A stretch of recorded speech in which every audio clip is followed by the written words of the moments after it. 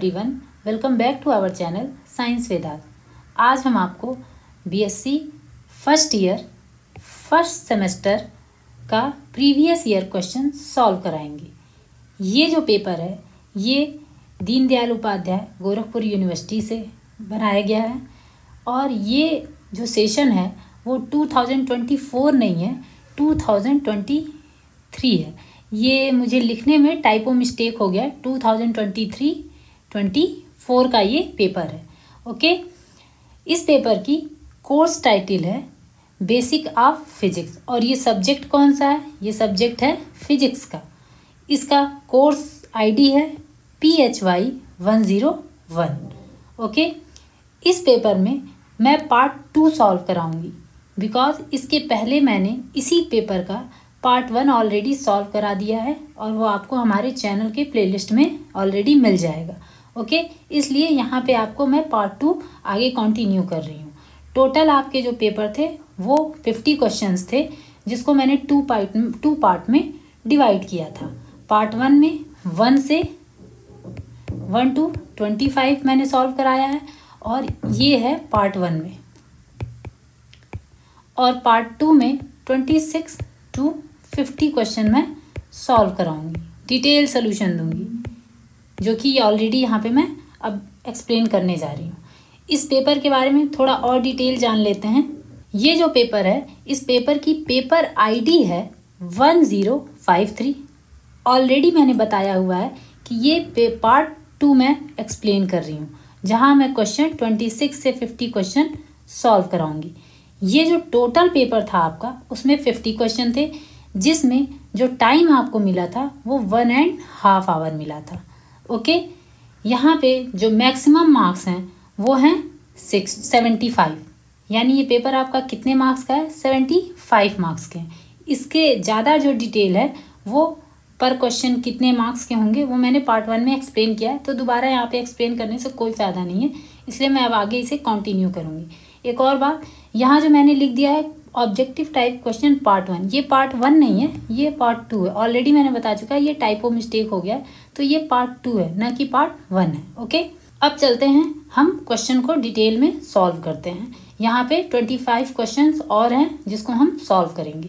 तो हमारा यहाँ पे 26 क्वेश्चन, क्योंकि 25 तक मैंने ऑलरेडी कंप्लीट कर दिया है, तो यहाँ पे मेरा 26 क्वेश्चन क्या है? 26 क्वेश्चन है the unit of magnetic field strength. पूछा है कि मैग्नेटिक फील्ड स्ट्रेंथ की यूनिट क्या होती है। तो यहाँ पे कैलकुलेशन नहीं है, ये जनरली सबको याद ही हो जाते हैं। तो अगर आपको यहाँ पे पूछे कि मैग्नेटिक फील्ड की स्ट्रेंथ क्या है, तो अगर हम बताएं कि एसआई यूनिट जो होता है मैग्नेटिक फील्ड का, SI unit of magnetic field strength क्या होता है? वो होता है टेस्ला। ठीक है, और हम इसको एक और तरीके से एक्सप्रेस कर सकते हैं। वो क्या कर सकते हैं? वेबर पर मीटर स्क्वायर, यानी मैग्नेटिक फील्ड स्ट्रेंथ की 2 यूनिट मैंने बता दी, एक टेस्ला और एक वेबर पर मीटर स्क्वायर। ठीक, इसकी अगर हम अनदर यूनिट बताएं तो अनदर यूनिट ये भी होती है एम्पियर पर मीटर, लेकिन ये तब यूज होती है जब हम मैग्नेटिक फील्ड स्ट्रेंथ की जगह मैग्नेटिक फील्ड इंटेंसिटी डिनोट करें और उसके बारे में पूछें, तब हम इसको लिखते हैं। ये मैं इसलिए एक्सप्लेन कर रही हूँ मैग्नेटिक फील्ड स्ट्रेंथ, क्योंकि कभी कभी मैग्नेटिक फील्ड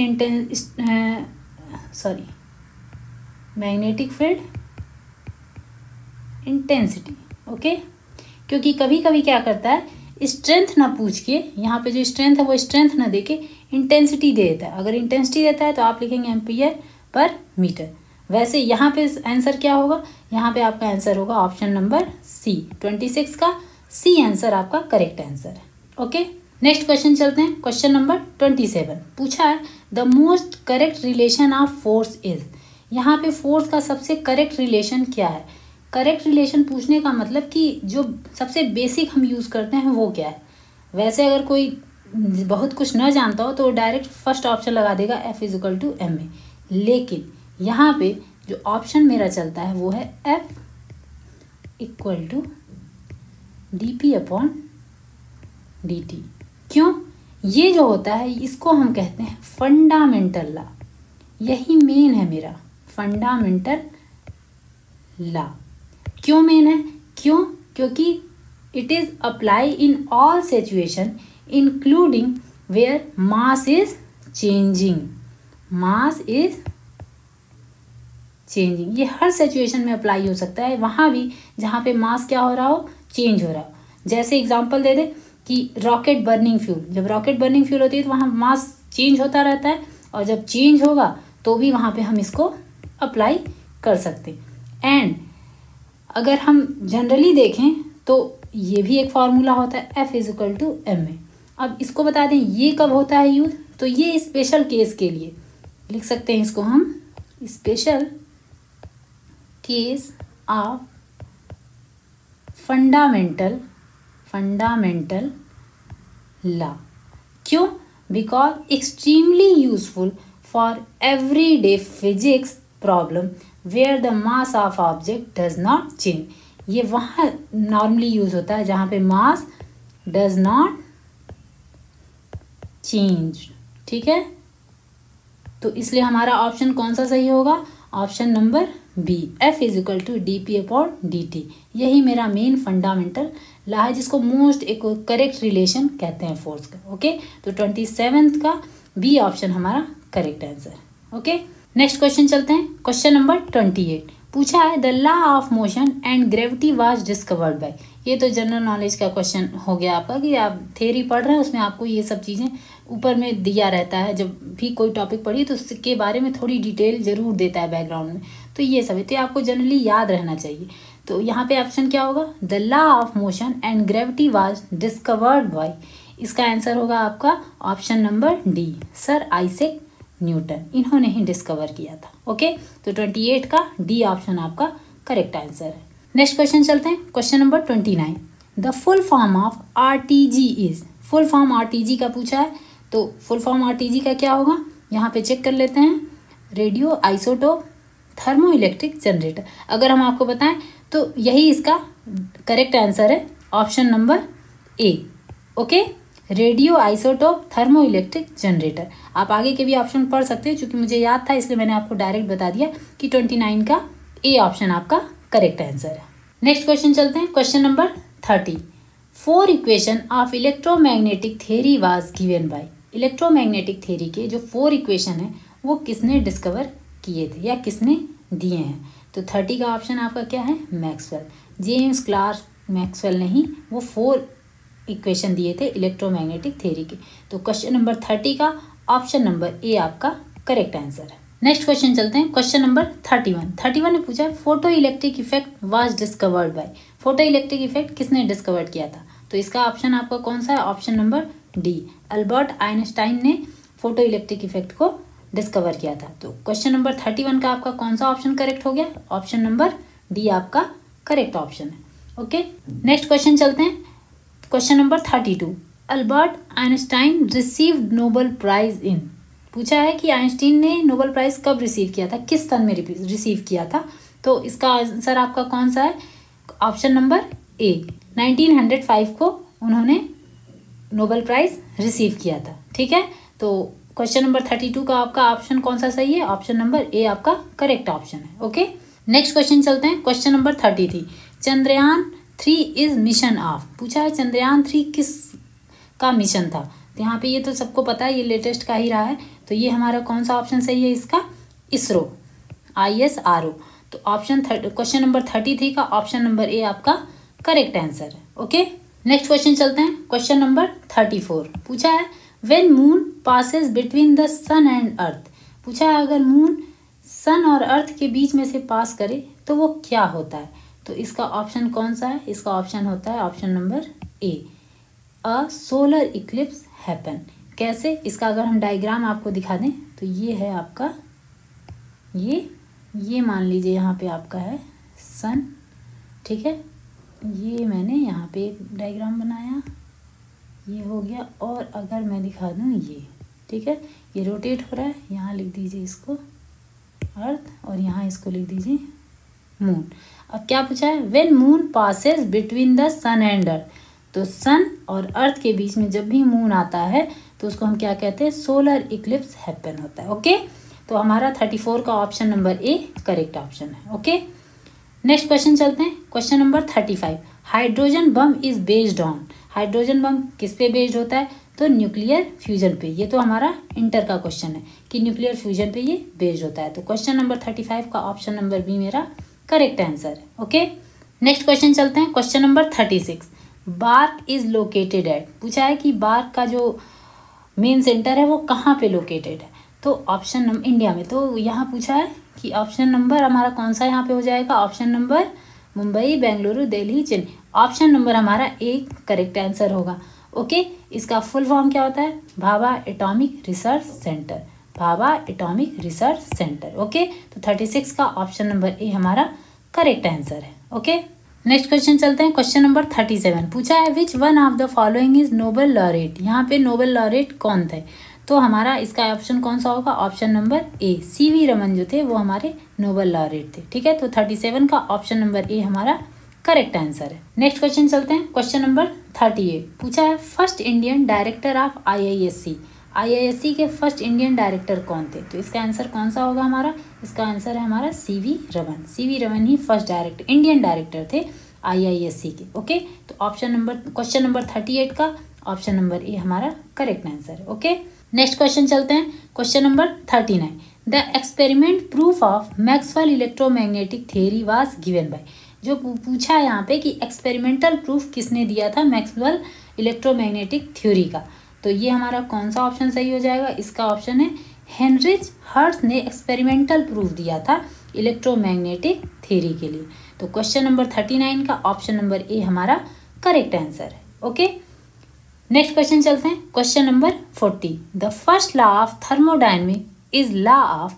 पूछा है फर्स्ट लॉ ऑफ थर्मोडायनेमिक कौन सा लॉ होता है, तो ये तो सबको पता है, कंजर्वेशन ऑफ एनर्जी का, थर्मोडायनेमिक्स का क्वेश्चन है। तो क्वेश्चन नंबर 40 का ऑप्शन नंबर बी हमारा करेक्ट आंसर है।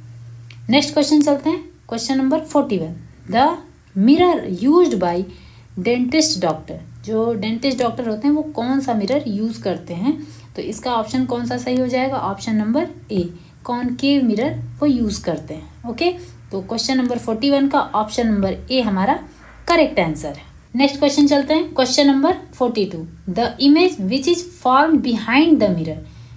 मिरर के बिहाइंड में जो इमेज बनता है उसे हम क्या कहते हैं, तो यहाँ मेरा कौन सा ऑप्शन सही होगा, option B, virtual image. Image के जब भी पीछे हम देखते हैं तो वो वर्चुअल इमेज होती है, वो रियल इमेज नहीं होती है। ठीक है, तो हमारा 42 का ऑप्शन नंबर बी हमारा करेक्ट आंसर है। नेक्स्ट क्वेश्चन चलते हैं। Question number 43, Devasthal Nainital is known for. पूछा है कि जो नैनीताल है, देवस्थल है, तो उसको हम किस के लिए जानते हैं। ठीक है, तो इसको हम किस लिए जानते हैं, option number 36, 3.6 metre optical telescope यहाँ पे, इसी के लिए हम इसको देवस्थल नैनीताल को हम अच्छे से जानते हैं। ओके, ये सब एक तरह से जीके का क्वेश्चन चल रहा है। जो आपका फर्स्ट पेपर है बेसिक ऑफ फिजिक्स, उसमें एक टॉपिक है लास्ट में डिटेल, आपको थोड़ा बहुत जीके जानना है, इंस्टीट्यूट के बारे में जानना है, डिपार्टमेंट के बारे में जानना है, तो ये उन सभी के ही क्वेश्चंस यहाँ पे दिख भी रहे हैं हम लोग को। ठीक है, और जो फर्स्ट पार्ट था उसमें सबसे ज़्यादा आपके बेसिक ऑफ फिजिक्स के क्वेश्चन थे। चलिए नेक्स्ट क्वेश्चन चलते हैं। Question number 44, the name of microwave generator is known as. पूछा है माइक्रोवेव जनरेटर को हम क्या कहते हैं, तो 44 का हमारा कौन सा आंसर सही है, मैग्नेट्रॉन कहते हैं। तो 44 का ऑप्शन नंबर ए हमारा करेक्ट आंसर है। नेक्स्ट क्वेश्चन चलते हैं 45, which of the following is not electromagnetic wave. इसमें से कौन सा इलेक्ट्रोमैग्नेटिक वेव नहीं है, तो ऑप्शन नंबर डी, हीट रे हमारा इलेक्ट्रोमैग्नेटिक वेव नहीं होता है। तो क्वेश्चन नंबर 45 का कौन सा आंसर सही है, आंसर नंबर डी हमारा करेक्ट ऑप्शन है।